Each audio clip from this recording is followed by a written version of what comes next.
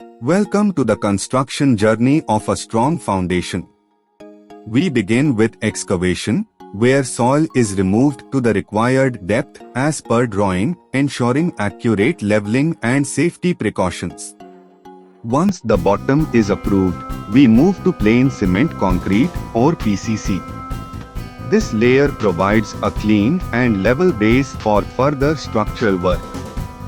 After PCC is laid, it's kept moist using wet gunny bags and water sprinkling for proper curing. Next comes the raft foundation.